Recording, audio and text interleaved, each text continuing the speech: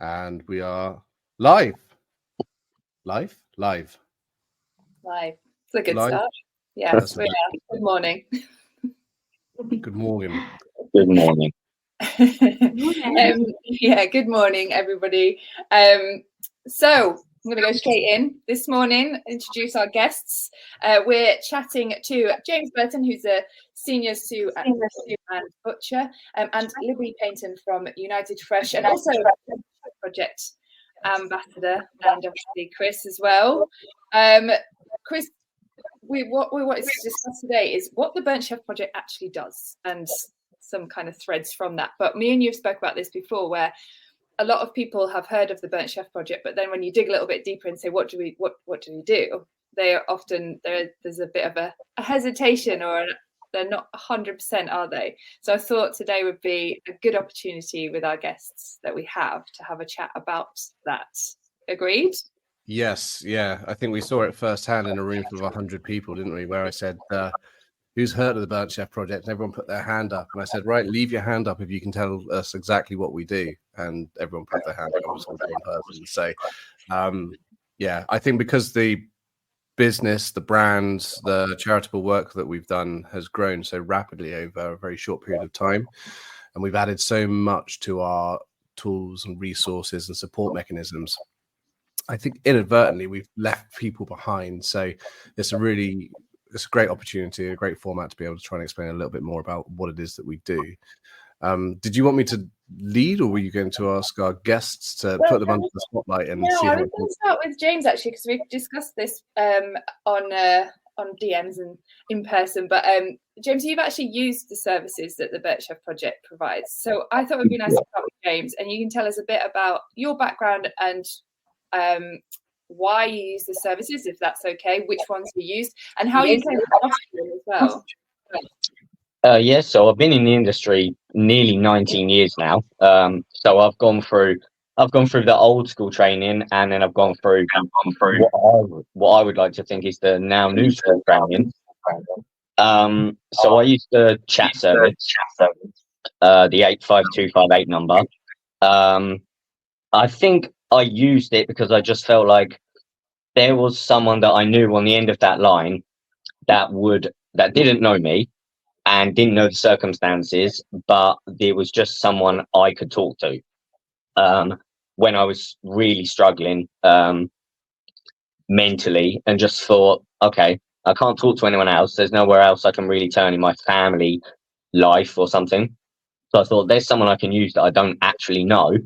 And I thought, yeah, I'm going to give this a go, because I've known about the Burnt Chef Project since 2021 and tried to become an ambassador, but then unfortunately had to go through some quite major surgery, so never managed to actually go through with the whole thing.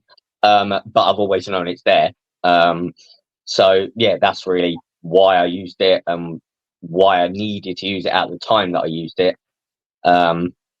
And just so I know it's there, basically, for the future as well as that present moment.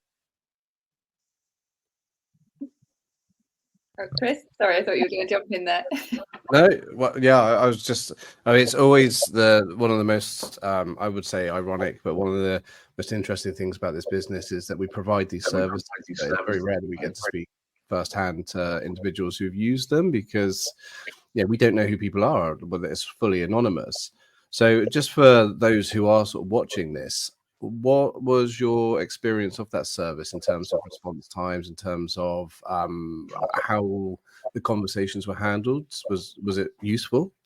Yeah, everything was really good. It was very, obviously, as I say, and as you said, it was very confidential. They never asked for my name or anything like that. Response was super quick. It was almost like I was texting someone. They were texting back straight away. And then they did actually ask if I could make a phone call. But I was actually on my way home from work, and then just got home from work. So it was quite late at night. And I just, after a while, I really just wanted to go to bed. So I said, look, talking to you has been really good, but I feel like I want to go to sleep now. And they completely understood and said, that's fine, but if you need us again, just message back. That's amazing. Thank you for sharing that as well. I appreciate that. And Yeah. Using services like this, so there's always a stigma.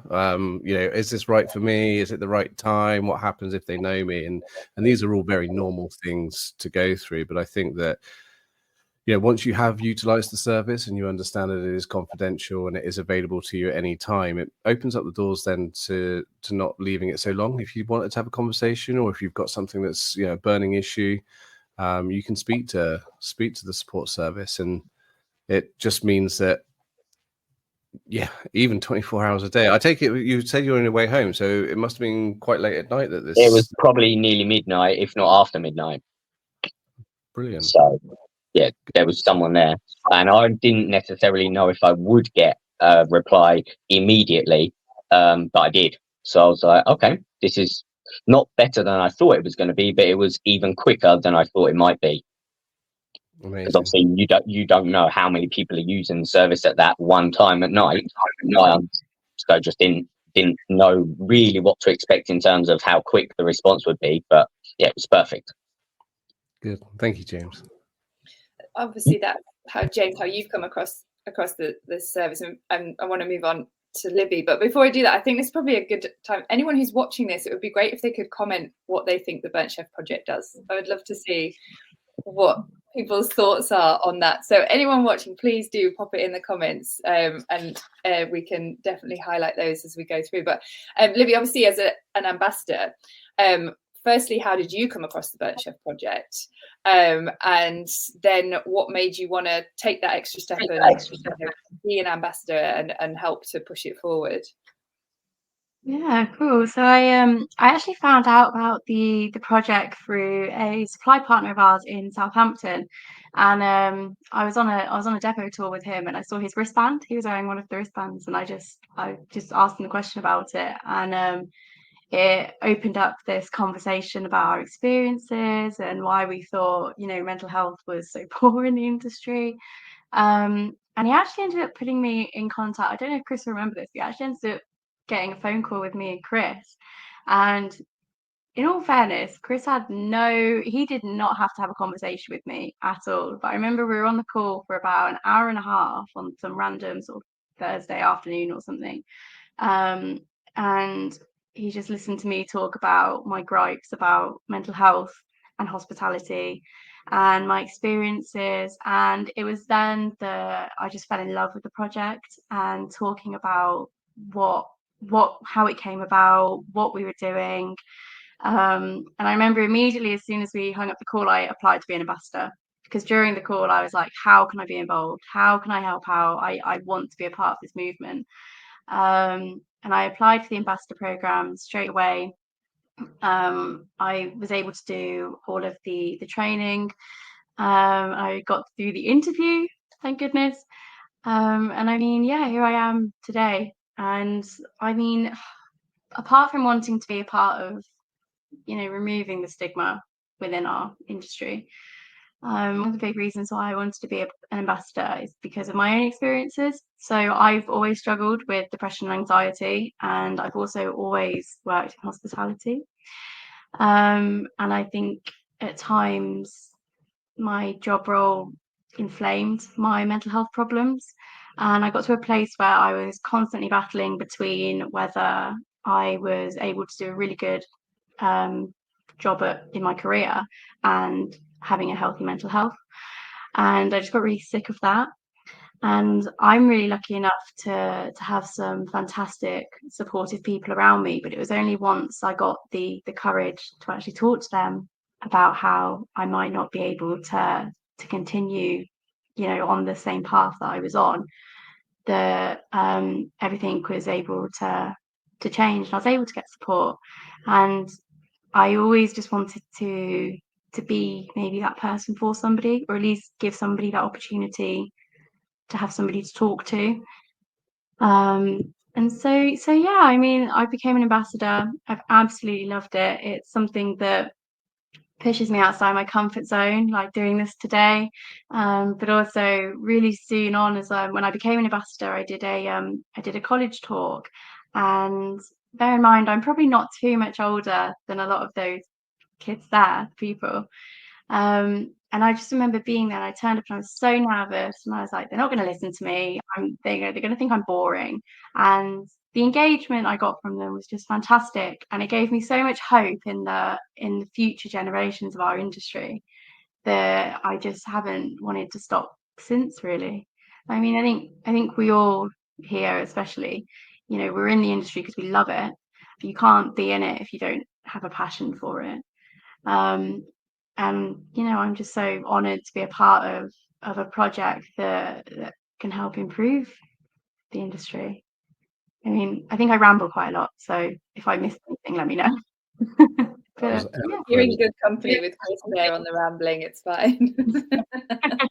Good.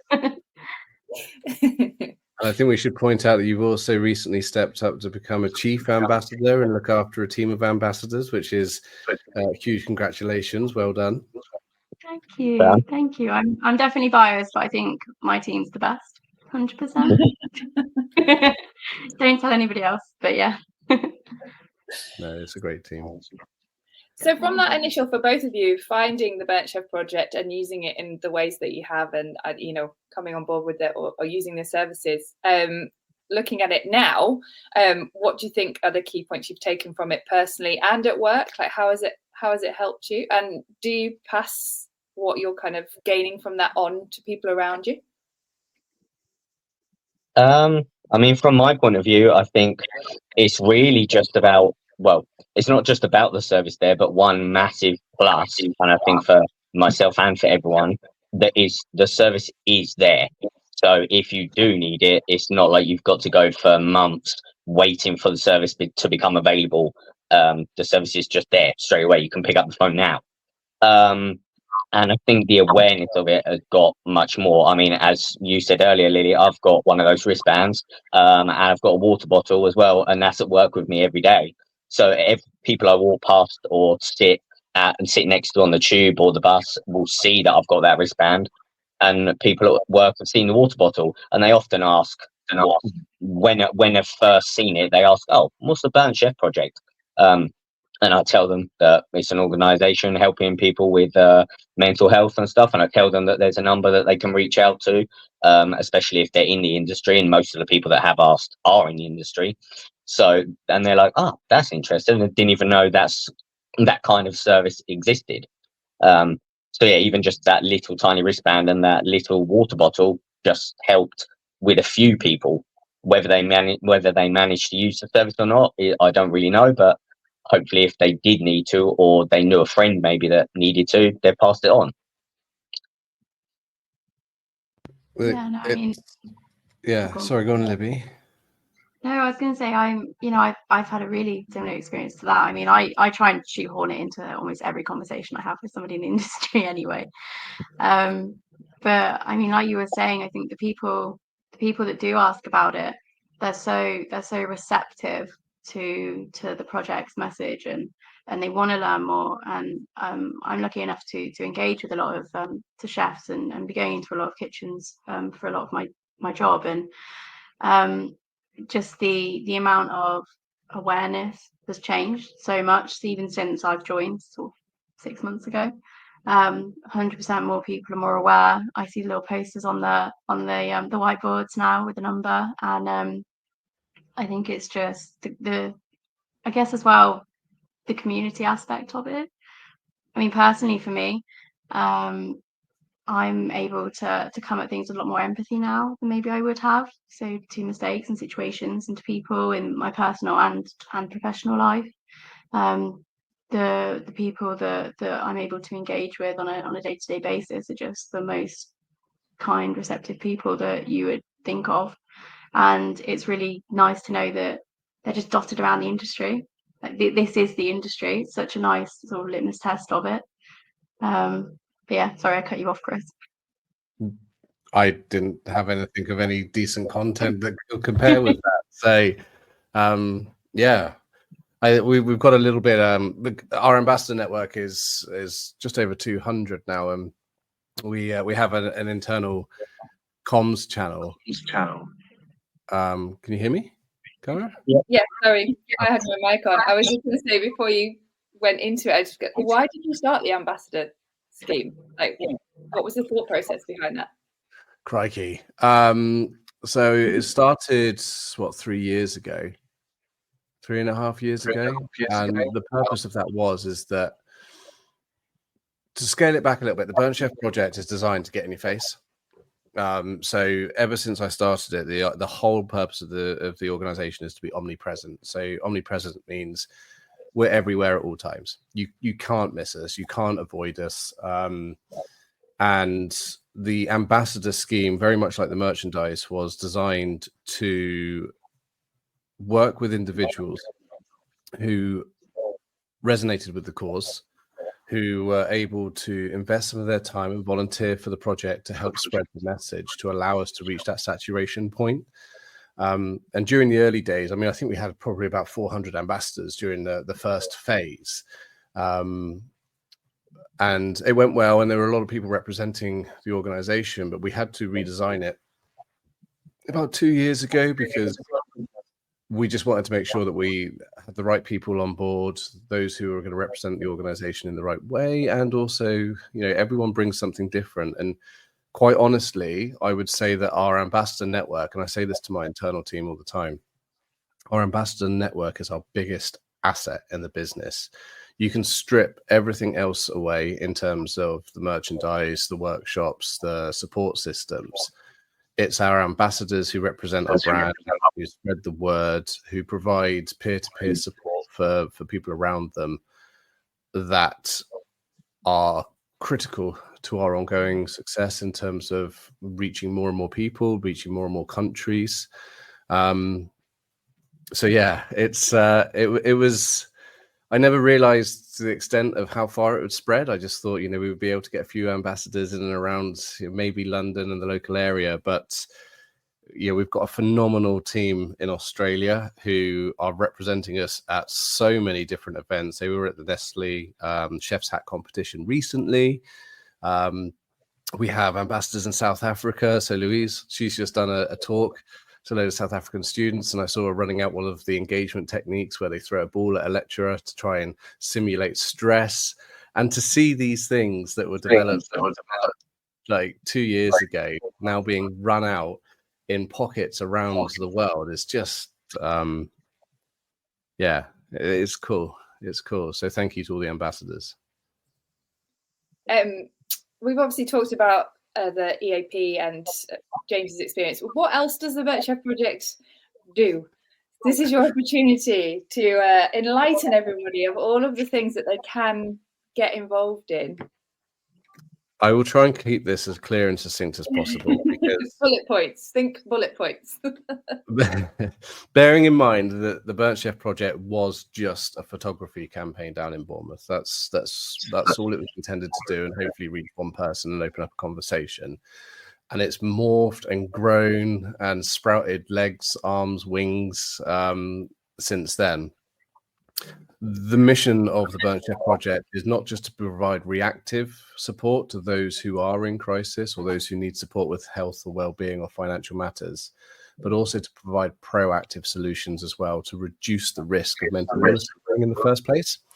So we have the global therapy service, which has been live for 2 months. Australia, Canada, Europe, and the UK are utilizing that a fair bit at this moment in time. We also have partnerships with organizations like Thrive, who provide proactive mental health support through a well-being app. There's a lot, actually, it gets in front of people before they're unwell. So if there's a marker of anxiety or depression or underlying illness, the therapist will message that individual before they even know that they're unwell, just to say, hey, do you want to have a chat? So we can start to mitigate and reduce the risk of crisis. Our workshops now, we have 14 workshops around resilience, menopause, finance, mental health, suicide, burnout, stress. And, we're looking at the moment about designing one for the new sexual harassment changes that are coming into the UK, but they'll be very much relevant to the rest of the globe as well, to start to empower those within the industry to be more knowledgeable and to, as James said at the beginning of the call, do things less in the old way, which is just shout, scream, throw things, perhaps not even acknowledge that there's an issue, and be more mindful around that. We have a qualification. We have 2 qualifications. We've got a manager's qualification as an apprenticeship, and we also have a deputy manager or a sous chef qualification as well. That's run through PLG. And that's a unique qualification because it's got a mental health qualification built into it. So you get 2 for the price of 1. And that's something that can be funded in the UK by levy. And we do a lot more things that people don't know about. So, for example, we work with organizational psychologists who can work with your teams. This is more than a well-being survey. This is actually science-backed data that can predict where mental illness might occur, where stress and burnout risks and turnover intention is ahead of it actually happening. So again, rather than being reactive and going, oh, we've lost X number of people or the business isn't performing as well, we can actually say to them, these are your predictive markers. And if you address these now, you're less likely to lose people and you're less likely for them to become unwell. We're just about to launch ECG heart monitors. So people can wear a heart monitor for a week. It will record all their data in terms of stress levels, recovery rates, exercise, and then you get a one-on-one consultation with a stress consultant who will be able to sit down, perhaps identify where those stress periods and recovery rates are occurring or not occurring, and then work with you to improve those. So we do so much, and that's why it's so difficult to be able to communicate it, because we are a one-stop shop for this particular subject matter. So I guess if anyone is interested or they are hearing me ramble on, check out the website. And if you can't find what you need on that gargantuan website that just continues to grow, then just drop us a line and just let us know what your pinch points are. Let us know what your problems are. Let us know what support you need, and we'll customize a solution for you. James, listening to that, is there more there than you possibly realised as well? A little bit more that's probably come around since, as you say, the beginning of it, 2021. But yeah, I can see that when you load your when you get your new ECG monitors, I wouldn't like to be on the end of that stress level and see what that is telling me. And when you talk to people, oh, sorry, go ahead, Kris. No, I was going to say on the ECG heart monitors, we ran it out as a study on our internal team, and I think there's always a concern that you're stressed, but you don't necessarily want to see it. The interesting results for us showed that actually sometimes, like for me personally, my recovery is at work. So when I'm at work, I tend to be in a better recovery state. Although I feel maybe stressed, my recovery is a lot better. And being able to see it on a graph and speak it through with someone makes you more aware. So for example, if you are experiencing high levels of stress, you'll know looking back how to identify that and then what things you can do to start to mitigate that as well. So, exercising brings up recovery rate like quite dramatically, but you can see that in real time, and that's a really interesting thing about it. Yeah, no, that would work. And Libby, James, you mentioned that obviously you talk about the Burnt Chef project with people. Do you both still come across some kind of key perceptions that people have about mental health, about asking for help, about what help is available? Do you still, as a certain key points that people still make, do you think, or do you think people are becoming more open? I'll answer that from a kitchen point of view. I think people are there are still a lot of people that don't want to talk about it, or they don't think it's necessarily a big enough thing for them to talk about, or they won't help me because they don't know me or don't know what I need or something like that.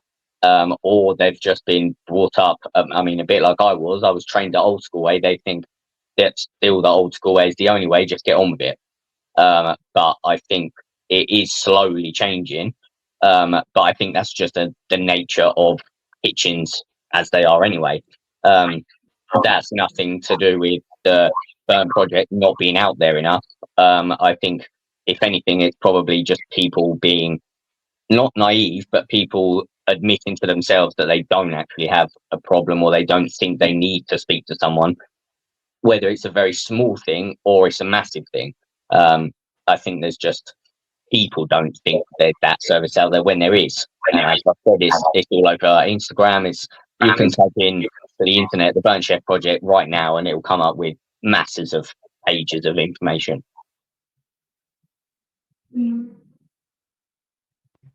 Libby, what about yourself? Sorry. It's all right. No, well, I'm not from a kitchen point of view, but from a sort of wider sort of supplier point of view, I think it's very similar to what James was saying.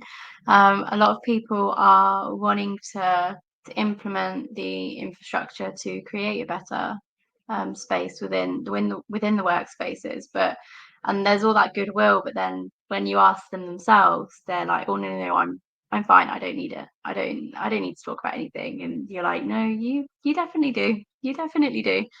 So I do still think there is that perception of not wanting to be seen as needing it. I've seen that quite a bit. But however, they're happy to help other people, so people within their team. But yeah, it's very similar to James, to be honest. I do see, the tide changing. I'm lucky enough to interact with so many different businesses in my job, and I have seen so many different programs, infrastructure being put in place to help sort of the younger generations, who do seem to be a lot more open. But yeah, there is still quite and I don't know what the word is, sort of unwillingness to want to be seen, to need help. Yeah, it's almost like not necessarily an embarrassment, but it seems like you're weak to need to ask for help. Yeah, and that's hundreds of years of stigma that's done that. When you look, if anyone's interested, type in mental illness within like medieval times, and you'll see, drawings of demons coming out of your head and holes being drilled. Like there's a lot of work to do, and we're still very early on with just generally as a society with this sort of subject matter. We know what illness looks like now, but a lot of people still aren't fully aware of what mental hygiene and good mental hygiene practices look like. But Libby, you touched upon a really interesting point, and one that I think should be highlighted, which is in the service profession, whether you're front of house, back of house, whether you're in tourism or leisure, we serve daily, right? And I think that we need to be mindful, especially from a leadership point of view, that actually by then serving your team with everything that they need and almost in the same way that you serve your customers, it's also important to serve yourself first, because I think that a lot of people, and we see this hugely with operational teams, management teams in all works of life, supply chain as well, is that, as long as my team are okay, I'll be fine. I'm just going to do another 12-hour day responding to all these emails, all these customer queries. And I think we need to be mindful that whole do as I say, don't do as I do mentality is still not going to fix the problem. We need to lead by example, which means clocking off, which means not being contacted on days off, which means demonstrating healthy behaviors and model behaviors, rather than just deflecting onto our teams rather than our customers. So it's a really good point that you raised. Yeah, I mean, it's a kind of a cliche now, but it's also not. But I always love that, you can't pour from an empty cup, because it is just so true.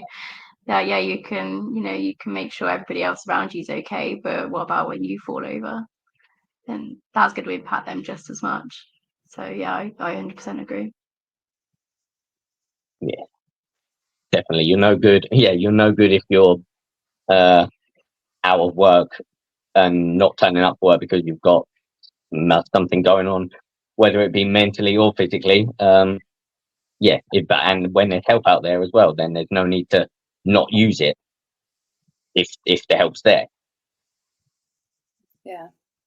Don't wait until it gets too bad. Yeah, exactly. Yeah, I think we just generally as human beings, we wait until it gets really, really bad before we go get help. Because we kid ourselves that it's not for us, but actually the sooner you can get help, the more likely you are to be able to recover. So anytime, like, it's there, use it. Use it as much and as frequently as you want, please, because that's what we do. That's what we're here for. Yeah, I think that's really key, actually. Yeah, that's what it's for. Use it. Don't feel like you don't want to use it too much or be reluctant. Like, obviously, it's there for that whole reason. So yeah, 100%. Libby, and in your ambassador role, and James, maybe, I don't know whether you've seen it or not, but I know it's had a positive impact on you, but have you got any positives that you've seen because of the Burnt Chef project, however small they might be, in your role, Libby, and James, yourself as well? Yeah, I've seen so many positives. Again, just the amount of reach the project has. It's opening up those conversations within businesses to, it's okay to start putting these sort of programs in place. I also love when I do speak to different people about how, they're opening up more to me and to different people, and whereas before, everyone just says they're fine. I've been experiencing a lot more honest conversations between my colleagues and people. So I think that's one of my favorite points. But yeah. Yeah, me too on that. In some ways, I've just found that it's better that people have seen my wristband, seen my water bottle, seen that I've spoken to other people, so they've become a little bit interested in it and go, "Oh, can I speak to you about that?" As in what services there are available, or I can just lead them even just to the website and go, "Have a look at the website, because there might be something that I can't tell you because I haven't used the service or anything, but someone else might have." Or just look at the website and you'll be able to find maybe what you need. Kris, any final points? Do you think maybe we've explored enough about what the Burnt Chef project does? I'm hoping people are going to come away from this with I didn't realise they did that. Yeah, hopefully. I mean, I thank you to both Libby and James for sharing, your experiences, because I think it's almost like the next step of evolution for us, which is actually getting those who have used therapy, who have used the support mechanisms, to talk to it, because that will have a cascading effect. A lot of people will go, "Oh, hold on a second, someone else has used it. Then I've been thinking about it for a while now. Perhaps this is the impetus to go ahead and do so." So thank you for that. And Libby, to see you in 6 months flourish, to deliver the college talks and step up and open so many conversations through, and for both of the outreach work that you guys are doing through merchandise and conversations is incredible. So I don't know if I've got a great deal more to add. I just think if you're in a HR director role, if you're a leader and you want to know more about how to support your teams, how to improve performance by focusing on your greatest asset, i.e. the people in your organization, give us a shout. If you need support, then 24 hours a day in every country around the world, we're here for you to support you. The one thing I didn't mention was the free e-learning as well. We have 22 modules on bullying, suicide, nutrition, sleep, menopause, you name it. We've built it and we provide that for free around the globe. It is only available in English at this moment in time, but we're working on that. And that's a free resource. There's no excuse anymore for saying I just didn't know or I wasn't aware. I think that, those modules are short. And Libby, as part of the ambassador program, I think you had to do a few of those modules. I don't know if you want to just say a couple of words about how you found them. Yeah, of course. I found them so accessible. It was really easy to understand. None of them. It wasn't complicated at all. I found it really insightful because there's a lot on there that you think is common knowledge to yourself, but it's not. I've been able to take away quite a lot of what I learned through that into my sort of day-to-day life in my personal and career. And I'm a bit of a weirdo and I love seeing when there's new ones out. So I do quite a bit just to kind of, just so, I'm aware in case, you come into a situation and I might be able to help somebody with this information one day. So yeah, I would 100% recommend. I've even made some of my colleagues do some. So yeah. Great work. Well done. Thank you. Cara, over to you. Yeah, I mean, well, we have obviously overrun because we always overrun, but thank you both so much. And yeah, just to reiterate what Kris said, James, thanks so much for sharing. I think that's it is so important that people see other real people using these services and benefiting from them. I think that's a really positive message. And Libby, thank you so much. And you've done amazing. So you didn't need to be stressed about doing this at all. So thank you both.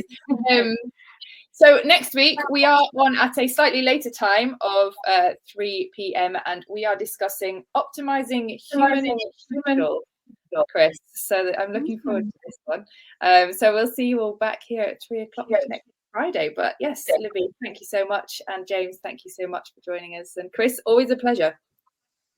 No worries. Thank you very much. Cheers, guys. Well done. Cheers. Thank you. Bye bye.